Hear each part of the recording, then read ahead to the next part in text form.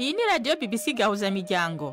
Ivugira i Londres kuri metero 19, 25, 31 na 41 ku mirongo ya FM mu karere k'ibiyaga binini no kuri internet kuri bbcgahuza.com.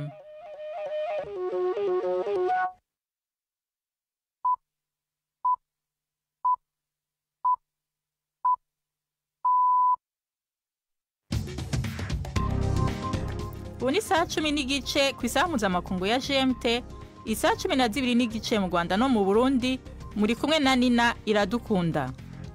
Tabahaye mwiriwe n'ikaze bakunzi ba BBC Gahuza Miryango, izi n'ingingo z'amakuru y'uno munsi wa mbere tariki 5 z'ukwa gatanu mu 2025.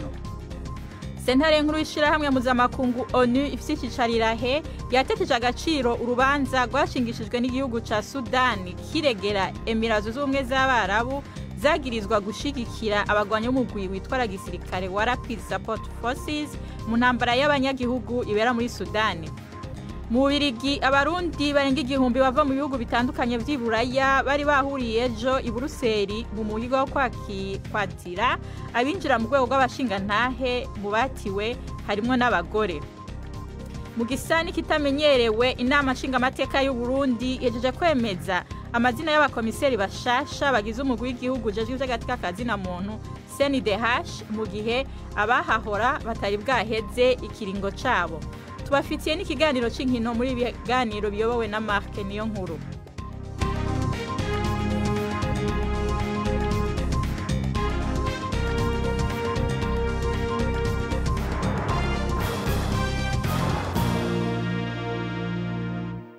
Idoni David byose ni mukanya Jacques Nitegekaje kutumenyesha ayavugwa ku isi. Umuryango w'ibihugu by'Uburayi watangije gahunda ingana na miliyoni 560 z'amadolari yo kureshya abahanga mu bumenyi bwa siyansi y'abanyamahanga muri gahunda yo gukurura abanyamerika batishimiye ibikorwa bya Perezida Donald Trump byo kwibasira za kaminuza. Perezida Trump yagabanije inkunga muri gahunda z'ubushakashatsi cyane cyane zijyanye n'imihindagurikire y'ikirere, yanakangishije kandi gukuraho burundu inkunga zimwe na zimwe leta iha za kaminuza ngo keretse nizibanza guhagarika ikibazo cy'abanyeshuri b'impirimbanyi kandi zikanahagarika gahunda z'uburinganize. Umukuru w'akanama k'umuryango w'ubumwe bw'Uburayi Ursula von der Leyen yavuze ko abashidikanya ku gaciro ka siyansi bakora ikosa rikomeye. Akanama gashinzwe umutekano muri leta ya Israeli kemeje gahunda yo kwagura ibikorwa bya gisirikare by'iki gihugu muri Gaza. Gahunda higamije icyo kise kwigarurira ako karere, ariko biravugwa ko ibi bitazashyirwa mu bikorwa mbere y'uruzinduko rwa Perezida wa Amerika Donald Trump muri ako karere mu cyumweru gitaha. Ni inkuru ya Hugo Bachega mugizweho na Ferin Gakwaya. Nk'uko umutegetsi wo muri Israeli abivuga ngo uwo mugambi urimo gufata Gaza, noneho bakigarurira ako gace maze bakohereza abahatuye kujya kuba mu majyepfo yaho. Ibi rero bishobora gusinzikaza ikibazo cyo gutabara abahatuye cyatewe n'uko Israeli yanze yuko abatanga inkunga batwaraho imfashanyo. Umushikiranganji wa mbere wa Israeli Benjamin Netanyahu yabwiye leta ye yuko uwo mugambi uzagera ku ntego yawo yo kugarura abafashwe bugwate bakiri Gaza. Ababinegura ariko bavuga yuko ibikorwa bya gisirikare byananiwe kugera ku ntego zabyo, ahubwo bagasaba leta yuko yakumvikana n'umutwe wa Hamas. Lituania yatangaje ko izakoresha amadolari arenga miliyari 1 muri gahunda yo kurinda umupaka ihana n'Uburusiya na Belarus. Amafaranga menshi iyo gahunda zakoreshwa mu gutega kuri uwo mupaka ibisasu bya mine bisenya ibifaru by'intambara. Hazabaho kandi no kongera umubare w'intwaro zisenya utudege twa drone no kuvugurura uburyo bwo kuburira abantu hakiri kare ku gitero kiri mu nzira. Lituania yari yarashyize umukono ku masezerano ya Ottawa abuza ikoreshwa ry'ibisasu bya mine, ariko ubu ni kimwe mu bihugu byinshi byivanye muri ayo masezerano bitewe n'uko Uburusiya bwateye Ukraine. abasesenguzi bo mu Burusiya bafite imbuga za internet banyuzaho ibitekerezo byabo mu bya gisirikare baravuga ko akarere ka Kursk kagabweho igitero n'ingabo za Ukraine zambutse umupaka. Ukraine yafashe igice cya Kursk hashize amezi 8 ariko Uburusiya buvuga ko mu kwezi gushize bwayirukanye. Icyakora abo basesenguzi bavuga ko ingabo za Ukraine zagarutse none imirwano ikabikomeje. Guverineri waho yavuze ko abasirikare nako abasivile 3 imbere muri Kursk bishwe na drone zo muri Ukraine. Perezida Putin yiha inshingano zo kwisubiza uturere twose tw'igihugu cye twafashwe mbere y'imihango yo kwizihiza muri kino cyumweru isabukuru y'imyaka ishize Ubudage bw'abanazi butsinzwe mu ntambara ya kabiri y'isi yose. Pakistan yatangaje ko yagerageje ikindi gisasu cya misile kirasirwa ku butaka ni mu gihe umubano w'iki gihugu n'Ubuhindi wifashe nabi cyane nyuma y'igitero cyagabwe mu kwezi gushize mu karere ka Kashmir kayobowe n'Ubuhindi. Ni igitero cyahitanye abantu 26 abenshi muri bo bakaba bari ba mucyarugendo. Ubuhinde bushinja Pakistan kubigiramo uruhare ariko Islamabad irabihakana yivuye inyuma. Ni inkuru ya Azadeh Hamushiri mu kizaho na Prime ndi ku magenge. Ubugira kabiri mu misi 3 gusa igisirikare ca Pakistan cyashize ahabona amasanamu yo kurasa igisasu mu kukigerageza. Amavideo y'abasirikare bari mu myimenyerezo yo kurwana nayo nyine yarashizwe ahabona muri iyi misi ya vuba. Ibi bishitse mu gihe leta ya Pakistan iri kwirasaba inama nkuru ya ONU ijeje umutekano kwicarira ikibazo cyo gushamirana n'Ubuhindi. Mu gihe abategetsi mu Buhindi bamaze imisi bagira amanama mu mwiherero, Pakistan yo irashira ku mugaragaro amakenga ku gitero ca gisirikare. Inama nkuru ya ONU ijeje umutekano yari yamirije ubwicanyi mu kwezi guheze i Pahalgam, ivuga ko ababikoze ababahaye uburyo n'ababashigikiye bategerezwa gushikanwa imbere y'ubucamanza. Abapolisi 3 bishwe barashwe muri Republika ya Dagestan mu majyepfo y'Uburusiya. Abayobozi b'inzego z'ibanze bavuga ko barimo kugerageza guhagarika imodoka igihe abari bayirimo barasaga. Irasa ryakurikiyeho ryahitanye 2 mu bagabo bari bitwaje imbunda kandi abahisi benshi bakomeretse. Dagestan imaze imyaka myinshi ihura n'urugomo rushingiye ku moko no ku idini. Abafatanyabikorwa b'umutwe w'iyita leta ya Kisilamu bari mu matsinda akorera muri ako karere. Nina urakoze Jacques Nitegeka kuri ayo makuru.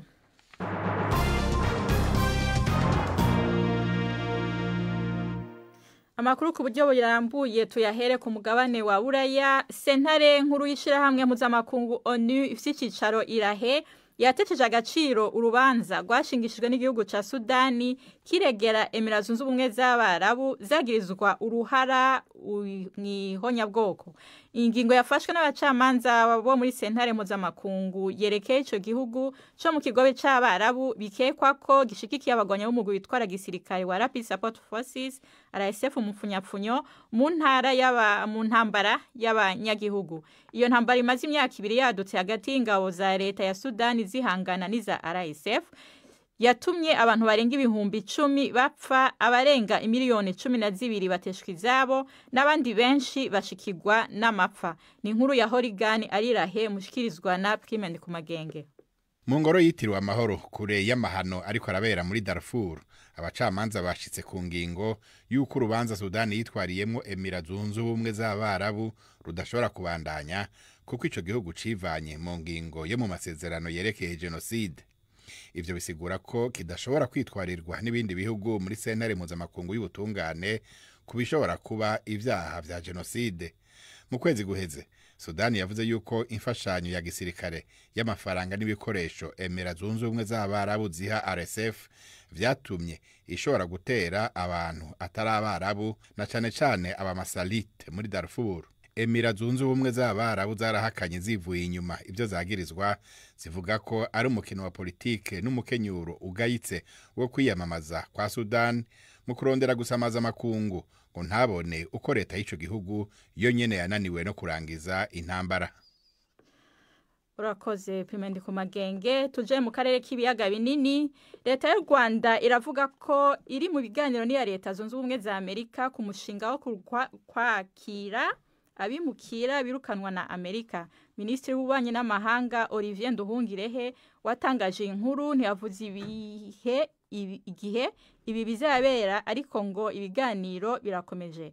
Muri iki kiganiro cyanyuze kuri televiziyo y'igihugu, Minisitiri Nduhungirehe yavuze ko u Rwanda rudashobora kwemera ko Ububirigi bugira uruhara mu mishikirano rugirana na Kongo, kuko ngo rutabwizeramo umuhuza utabogamye. Ariko ku mubano w'u Rwanda n'u Burundi, Nduhungirehe yavuze ko u Rwanda rwifuza ko wakongera kuba mwiza, cyakora anavuga ko hakigaragara ubushake buke ku ruhande rw'u Burundi. Ni inkuru ya Jean-Claude Mwambutsa ari Kigali. Mu kiganiro agire kuri televiziyo y'igihugu, Minisitiri Olivier Nduhungirehe yemeje ibiganiro byari bimaze iminsi bivugwa u Rwanda rwakwakira abimukira birukanwa n'ubutegetsi bwa Donald Trump. Ntabwo yatangaje urwego ibiganiro bigezeho, ariko arasa n'uvuga ko bitaragira aho bigera. Ayo makuru niyo turi mu biganiro na Leta Zunze Ubumwe za Amerika. Murabizi ko na mbere twari mu biganiro n'Ubwongereza. Ntabwo ari ibintu bishya kuri twebwe. Ibikorwa twakoze bijyanye no kwakira abimukira bari baragoswe hariya muri Libya. Navuga niyo spirit turimo yo guha andi mahirwe abimukira bafite ibibazo hirya no hino ku isi.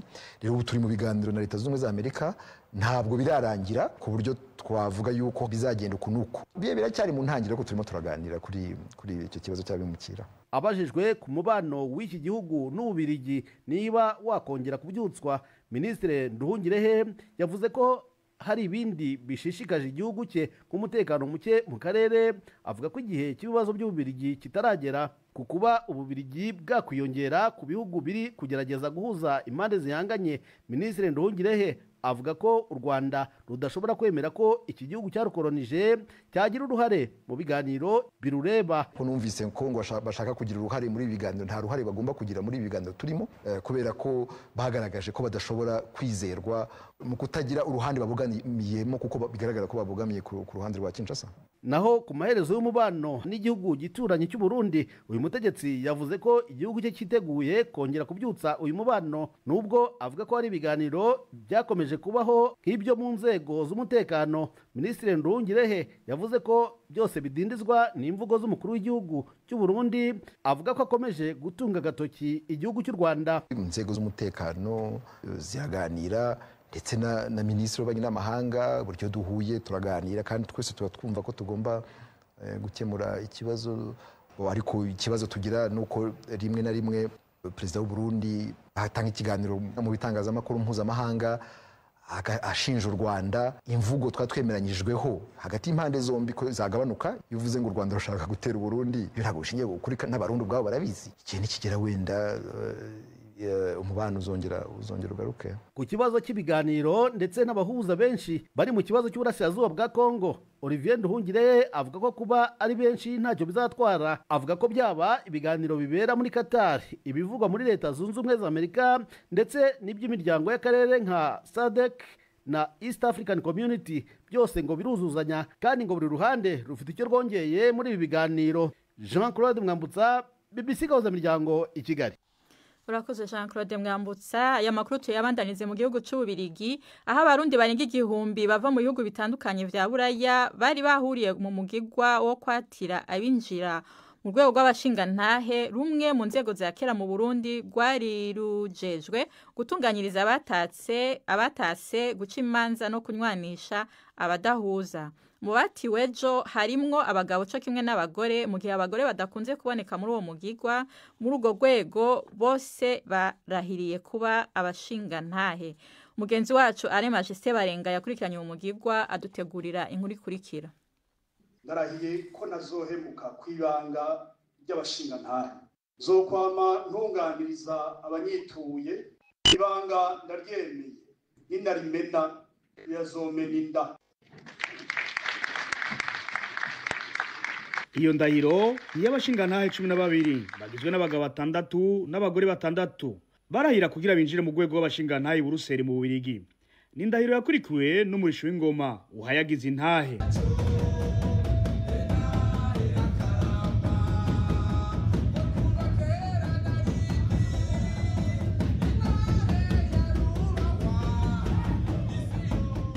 Abarundi baba igihumbi bava mu bihugu bitandukanye vya Buraya bari bahuriye i Buruseli.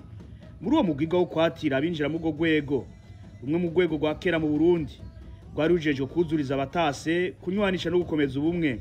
Abatiwe muri urwo rwego bari bamaze ikiringo kirenga umwaka bigishwa ubuntu ubutwara inzindi ndagagaciro. Yamarasi bose bagiriwe ibakwe kuko harabankiwe kwinjira muri urwo rwego kuko bisaba kubura akarorero mu kibano. Abagabo n'abagore batiwe basubira indahiro imwe aho abagabo bagira ngo ndarahiye ko nazohemuka kwibanga ry'abashingantahe zokwama ndinganiriza abanyituye abakuru n'abato. N'abagore ntibari batanzwe mu kurahira. Iryo banga nzorirangurana ubuntu n'ubupfasoni, umwete n'ubwira, impuhwe n'ubuvyeyi. Ibanga ndaryemeye, ninarimena rirazomena inda. Mu batiwe harimwo abakiri bato bakuriye mu mahanga nka Mberifura Kevin w'imyaka yababa 30 gusa. Yari yishimiye cyane kwinjira mu rwo rwego. Mu byo baharanira hariho ico no kwita amavaleur tugendera ko imisi yose ashobora gufasha ugwaruka nanje ndimwo.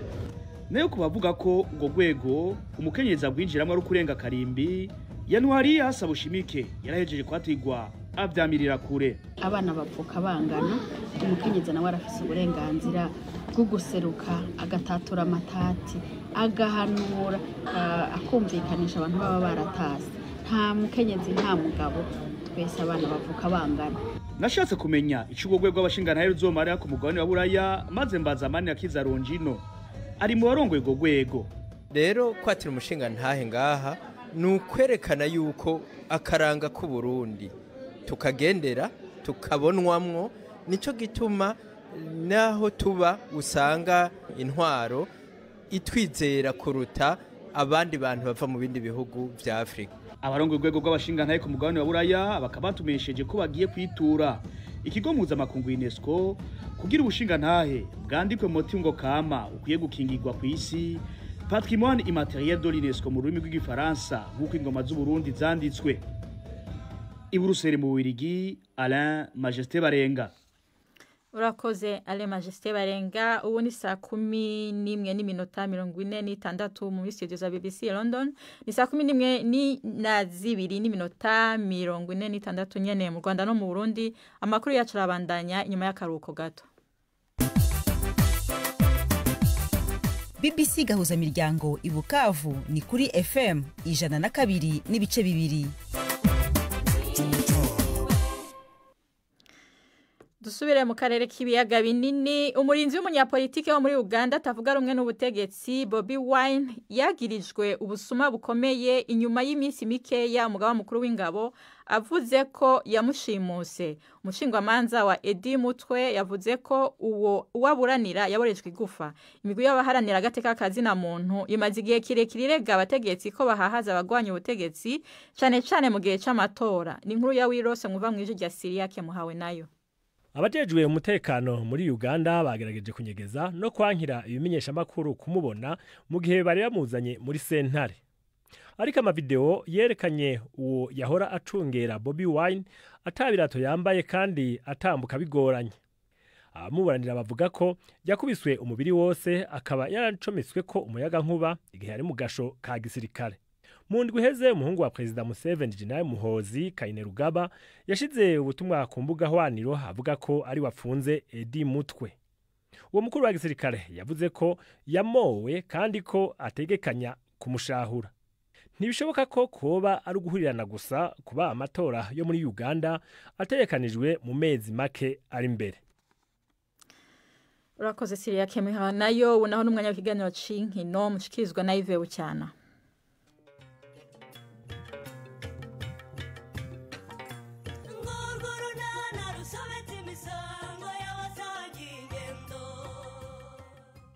Mu kiganiro nacyo kuri wa kabiri twabateguriye none se nk'ubwo kuko iyo nigendera ntusigare hano hamwe nanjye ngo mu mutwe wanjye nishyiremo gusinya amadosiye none nta na dosiye ihari. Nashigajwe no kukubwira impungenge mfite Stefa. Impungenge? Yego uzi ko nshobora nako nibyo nta gushidikanya. Ibiki? ni 12:45 kuri BBC. Muratwihanganira tugize akabazo k'ubuhinga bw'ivyuma byomaje kumva ni imponjo y'urunana gwejo ubu naho tubashikirize ikiganiro c'inkino nkuko nari nabibabwiye mushikirizwa na Yves Bucyana. Imikino kuri BBC gahuza miryango.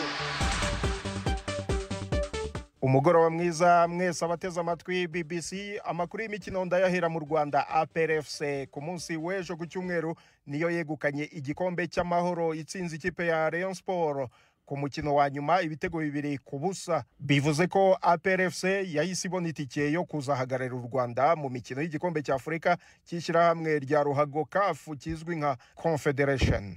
Ni mu gihe bya shampiyona bitarasobanuka kuko Rayon Sport iri ku mwanya wa mbere irusha APR FC inota rimwe. Mu Burundi shampiyona yarakomeje nubwo ikipe ya Aigle Noir yamaze kwibikaho igikombe kwa gatandatu yatsinze Rukinzo ibitego 2-1. Bumamuru yo yatsinzwe na Le Messager Ngozi 1-0 inatakaza umwanya wa kabiri wahise ufatwa na Musongati nyuma yo gutsinda Amasipiri ibitego 3-0.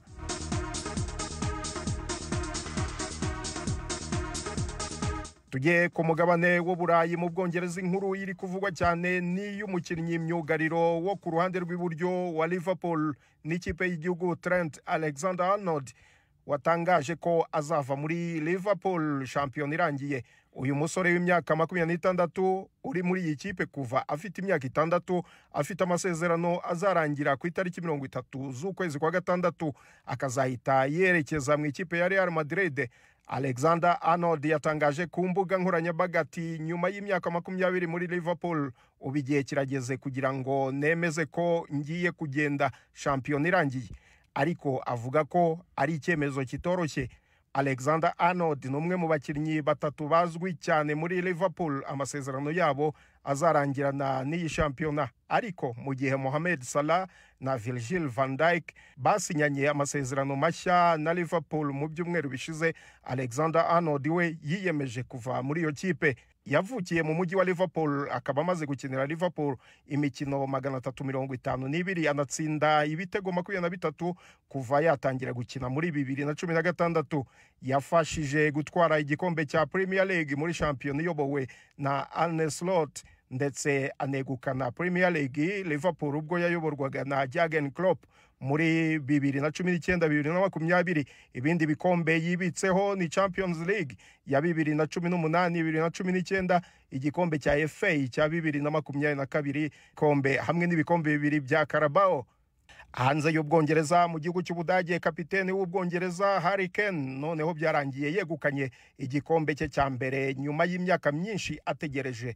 Kwa gatandatu Harry Kane ntiyari mu ikipe ya Bayern Munich yakinnye na Leipzig banganya ibitego 3-3. Igikombe cyabonetse ku munsi w'ejo ubwo ikipe ya Leverkusen iri ku mwanya wa kabiri yananirwaga gutsinda Freiburg banganya ibitego 2-2 bituma idashobora kuba yafata Munich ku manota, bityo Bayern Munich yegukana igikombe cya shampiyona. Nkivuga umupira w'amaguru kuri uyu wa kabiri nibwo hazakinwa imikino yo kwishyura ya kimwe cya kabiri kirushanwa rya Champions League. Inter Milan yo mu Butaliyani izakira Barcelona. Mu mukino wa mbere amakipe yombi yanganyije ibitego 3-3, naho kwa gatatu Arsenal izabiri i Paris ku kibuga cya Parc des Princes guhura na Paris Saint-Germain. Mu mukino wa mbere Paris Saint-Germain yayikubitiye ku kibuga cya Emirates igitego 1-0. Soreze muri tennis ya Lina Sabalenka ukomoka mu gihugu cya Belarus niwe wegukanye irushanwa rya tennis rya Madrid Open mu bagore atsinze bigoranye cyane umunyamerika kazi Coco Gauff 7-2 z'amanota 6-3, 7-3. No mukino we wa nyuma final wa gatandatu yakinnye muri uyu mwaka kugeza ubu kikaba igikombe cya gatatu atwaye muri uyu mwaka nyuma yo kwegukana Australia Open na Miami Open. Ayo niyo y'imikino nabateguriye uyu munsi. Gendi Yves Bucyana. BBC gahuza miryango muri Afrika no kwisi yose.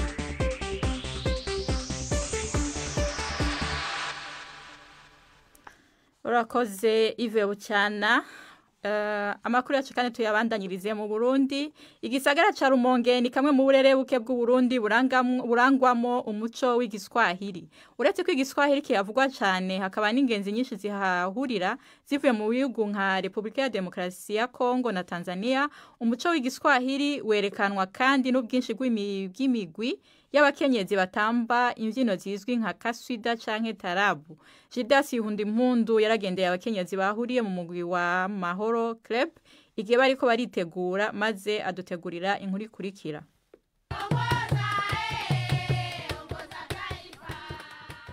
Abakenyezi bahurikiye muri Club Amahoro bariko barategura indirimbo bazoririmba mu manza zitandukanye. Turi muri quartier Iteba mu gisagara ca Rumonge.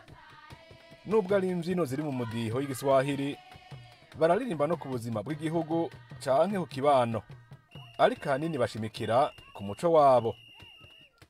Barakanyukura bahagaze, hama bakamanuka buke buke gushika hasi n'amafyeri menshi kakanoga, bashigikiwe n'ijwi ry'ifirimbi.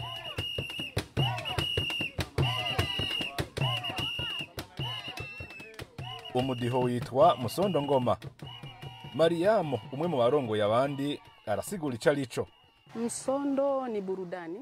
Msondo ni umwidagaduro. Ni intambo ndangakaranga z'Abayisilamu. Sawa. Mfumo wa kucheza ni kama gisi mlituona tuko kwenye mduara hapa, tunazunguruka. Ndo halisi na asili ya ngoma hii. Tuzitamba turi ku muzingi tuzunguruka. Kwenye mduara tunazunguruka mpaka gisi ngoma itakapoishi. Kuna nyingine za mfumo mwingine kwa kweli. Hari n'izindi mbyino. Akarorero hari zibyinwa iyo umuntu yatewe n'amadayimoni. Vile madayimoni binapandaga watu. Umuco wo gutamba musondo ugenda uhanahanwa hagati y'abavyeyi n'abana. Mariam avuga ko umuvyeyi wese w'umu-Islam canke umuswahili ategerezwa gusuzuma ko abakobwa biwe bawutahuye. Raia wanaona vizuri sana. Abanyagihugu barazikunda cyane. Urabona n'ubu bari batanguye kwegera. Uswahili una nguvu ndio. Huyu utaalamu ni mafunzo. Ni mafunzo. Buno buhinga tubwigishwa n'abavyeyi kuva tukivuka. Unakuwa kishafikia aina ya kupika chakula cha bere bijana n'ubuhinga bwo gukinjika. Twebwe dukunda umuceri woroshe, icapati, wali, chapati. Ariko abatara Abayisilamu bakunda igitoke, ibiraya n'ibindi bintu nk'ibyo. Kama hivyo. Amina Barenga yabo afise ubuhinga budasanzwe bwo kuvuza ingoma, kimwe mu bikoresho bikenewe cyane muri Musondo. Ngoma nilijifunzia hapa. Kuvuza ingoma navyigiye ahanyene. Natanguye buke ndateba ndabimenya. Akarorero n'ubuhinga bw'amaboko yanje. Systeme tu ya mikono yangu. Mfano ni hivi.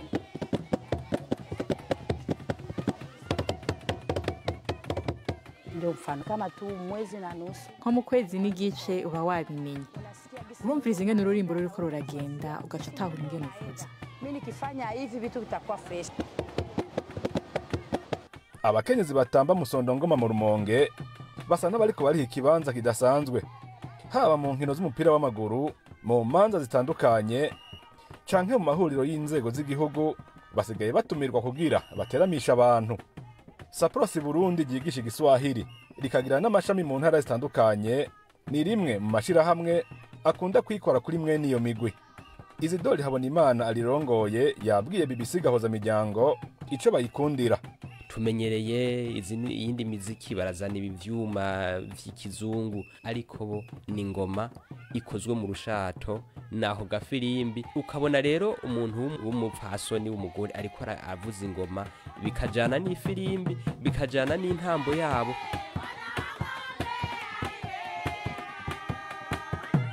Mu myaka iheze mu burere bumwe bw'igihugu, abarundi bafise umuco w'igiswahili barakumirwa bakankirwa no kuvyina imidiho yabo mu manza rusangi, ariko ubu ibintu byarahindutse.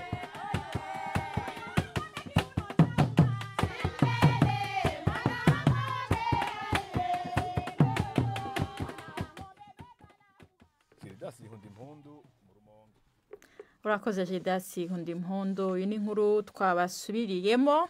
Muradutunga kandi kuko tutashoboye kubashikiriza inkuru yuko inama nshingamateka y'u Burundi yemeje amazina mashasha y'abakomisiyo zoja mu mugwi w'agateka kazina muntu mu gihe abahahora ikiringo cabo kitari bwahere. Mwakoze kudutega yompi na Gahwana.